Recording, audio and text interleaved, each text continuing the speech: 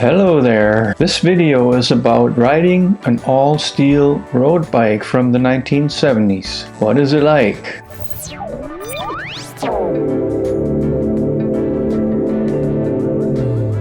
A few weeks ago, I introduced you to my late 1970s BRC road bike.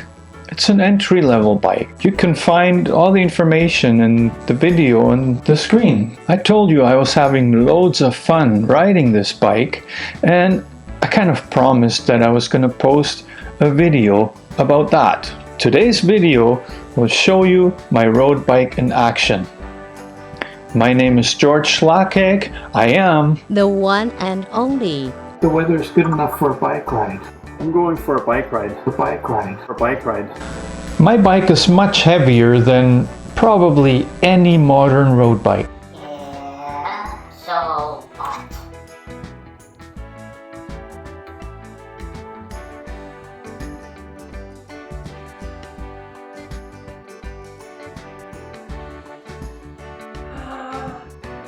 Now watch this.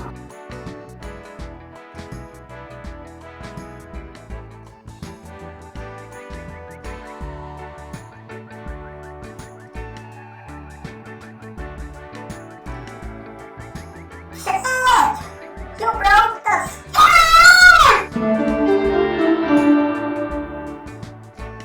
But it is geared fast and rides like a dream. The frame is flexible enough to result in a really smooth ride while also being rock solid. In the city, whether you're on a road or on a trail, you don't really get to enjoy the full benefits of this bike. It takes some effort to get it going, to build up the momentum to really enjoy the ride.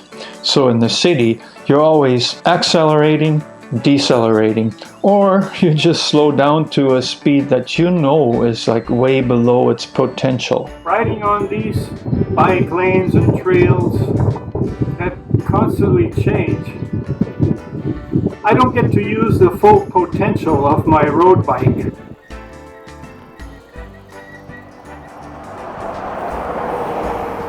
So that's why I like to take the bike outside of town. Except there's one thing I enjoy. We have a trail that goes alongside the LRT tracks, and sometimes when you time it right, the train goes parallel. I can actually chase the train. I can try to keep up with it. It's become kind of a hobby of mine.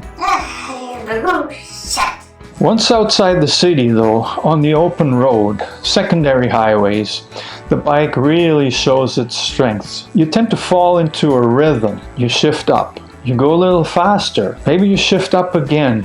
It seems like the bike is doing all the work for you. You fall into a pattern where you're going at a mind-boggling speed and it seems almost effortless. All you have to do is keep the cranks rotating and the bike seemingly does the rest. I honestly believe that this feels particularly great on this bike because the wheels, including the rims, are steel. Yes, they are heavy, but when they build up momentum, they work like a flywheel.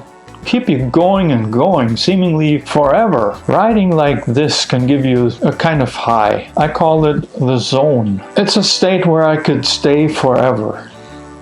Riding forever. Well, how long can you realistically keep this going? This feeling of complete freedom and harmony with the elements. Honestly, probably to the next minor hill or bend in the road, which is usually where you're either fighting gravity or the wind is from the wrong direction just ever so slightly. There goes the zone. It's windy, like usual.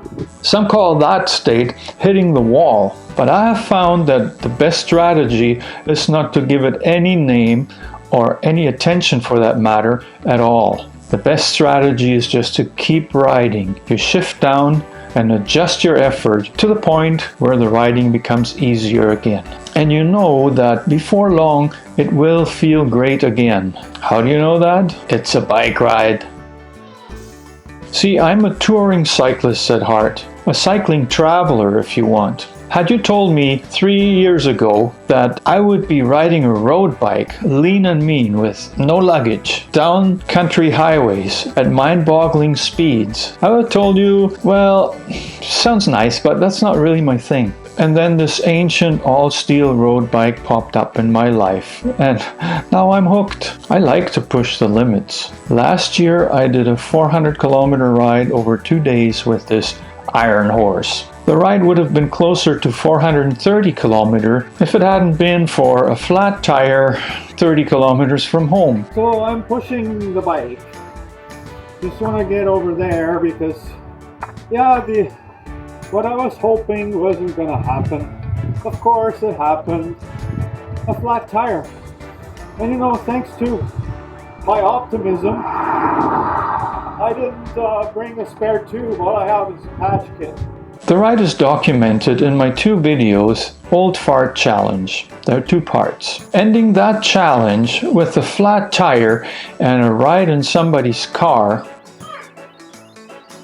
wasn't exactly what I had in mind. That's not what a challenge is about. Call it an obsession. This year, I'm planning a ride that is 500 kilometers over 2 days. Call me crazy. Look for it here on my channel this month. It's going to be called Old Fart Challenge 2020. And I promise you, it's going to end right here at my house with me sitting on my bike. You heard it here first. I love a good challenge. Good plan? Call me crazy. I love it. Yes, it's gonna happen. I'm excited.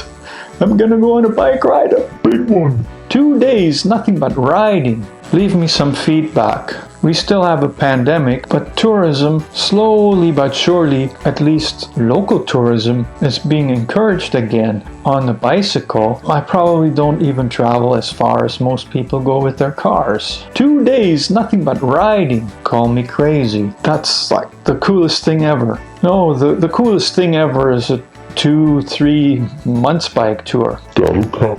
So I'm gonna go at this again. This year's Old Fart Challenge will be 500 kilometers over 2 days. Watch for it here on my channel to make sure you don't miss it, Subscribe. and hit the notification bell so you will know when it's up.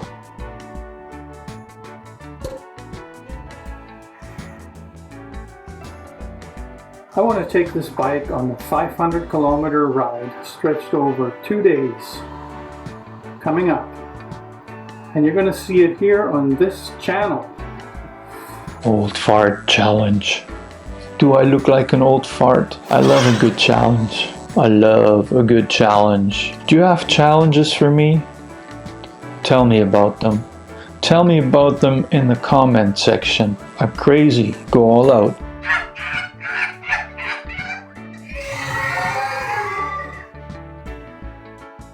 Thank you for watching.